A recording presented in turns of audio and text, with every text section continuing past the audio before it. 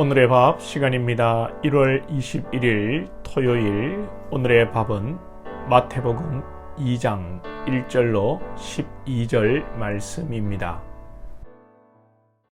헤로드 왕 때에 예수께서 유대 베들레헴에서 나시매 동방으로부터 박사들이 예루살렘에 이르러 말하되 유대인의 왕으로 나시니가 어디 계시냐?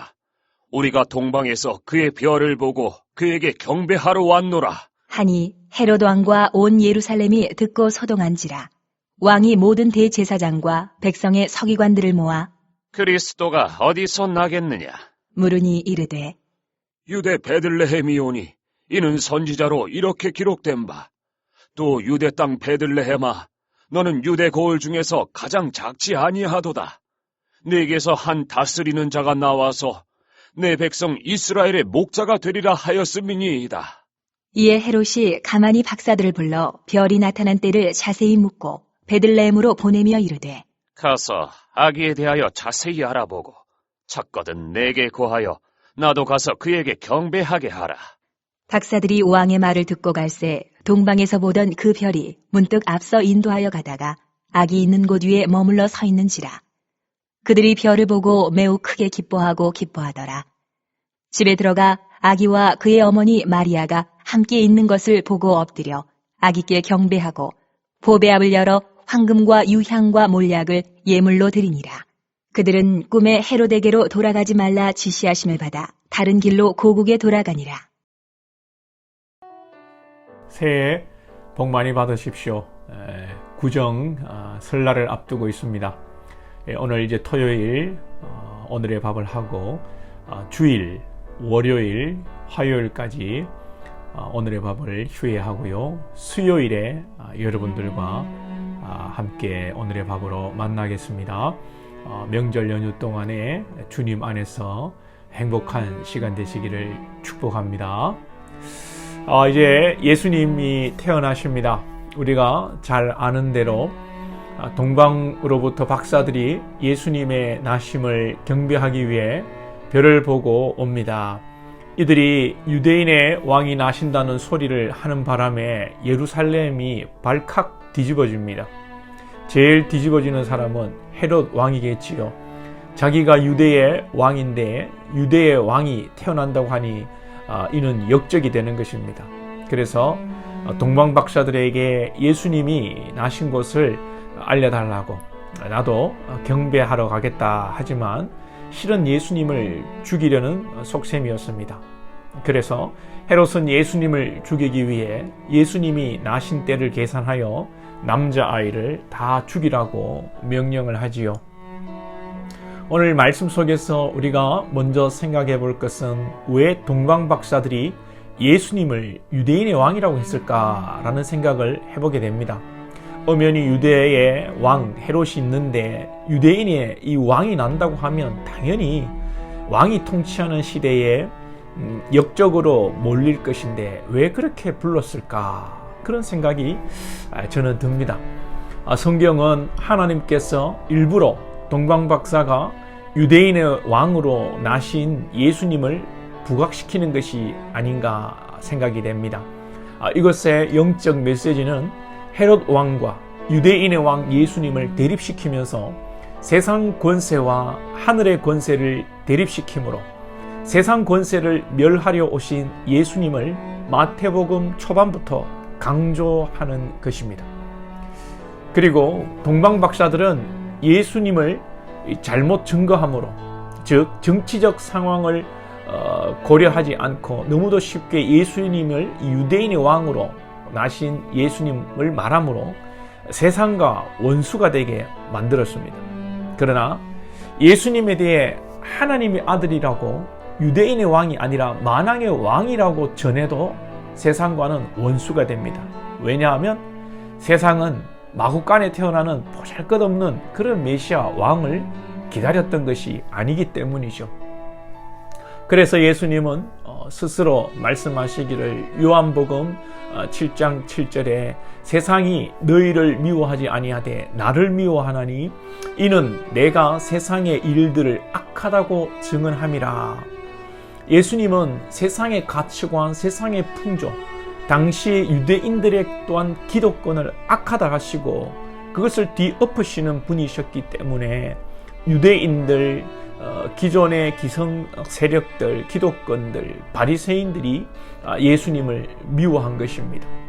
지금의 이 시대를 살아가는 사람들도 예수님을 싫어합니다. 자신들의 가치 판단을 가지고 왜 예수만 구원자냐? 다른 선한 신도 있고 사람이 적당히 선을 행하고 착하게 살면 좋은 곳에 가지 않겠느냐? 기독교는 예수는 독선적이다, 배타적이다, 그렇게 이야기를 하죠. 심지어 예수 믿는 사람들도, 믿는다고 하는 자들도 자신의 신앙생활의 공로와 열심으로 종교생활을 하는 그런 사람, 이런 사람은요, 예수님의 은혜를 싫어해요. 내가 공을 들인 만큼 복받기를 좋아하고 그만큼 종교적으로도 열심히 공을 들입니다. 세상의 가치관과 기독교의 가치관, 예수님의 가르침은 너무도 다릅니다. 세상은 종교의 이름으로, 신의 이름으로 입신양명을, 세상에서의 성공을 꿈꾸고 말합니다. 그러나 예수님은 로마의 황제가 아니라 세상의 왕이 아니라 하나님이셨지만 택한 백성을 위해 죽기 위해 이 땅에 오셨고 십자가에 자발적으로 나아가셨습니다. 예수님의 이 정체성은 동방박사가 드린 예물에서 잘 나타납니다. 황금과 유향과 모략을 예수님께 드렸는데요.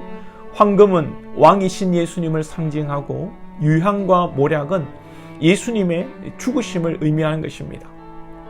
아기, 이 새 생명이 태어났는데 당시 시체에 바르던 모략과 또 장례용품으로도 쓰이는 이 유향을 예물로 가져왔다는 것은요, 지금으로 말하자면 신생아를 축하하러 가며 베네쪼고리를 사들고 가는 것이 아니라 수의복을 사들고 가는 개념이 되는 것입니다.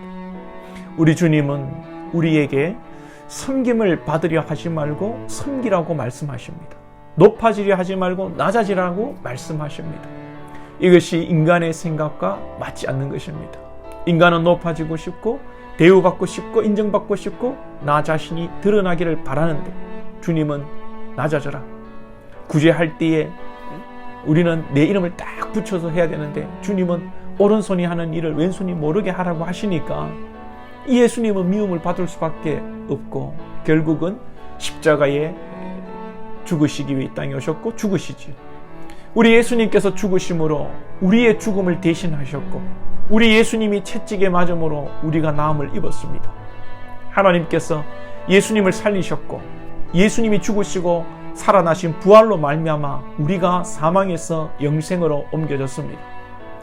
헤롯은 예수님을 죽이려고 모든 사내를 죽이려 했고 오늘 동방박사를 통해 예수님을 직접 죽이려고 했지만 하나님께서 동방박사에게 꿈을 통하여 다른 길로 고국에 가게 하심으로 예수님을 보호하시고 결국 예수님이 잘 자라게 되셨고 예수님은 때가 되매 십자가를 지심으로 하나님의 일을 이루셨습니다. 우리의 인생에 있어 가장 큰 행복, 가장 큰 보람, 우리의 인생에 가장 의미 있는 것은 무엇이겠습니까? 그것은 하나님의 뜻대로 살다가 천국 가는 것입니다. 하나님께서는 우리를 당신의 선한 뜻대로 인도하실 것입니다. 하나님은 하나님이시고 하나님의 선하시고 온전하신 뜻을 반드시 여러분 각자 한 명 한 명을 통하여 이루어내시는 분이십니다.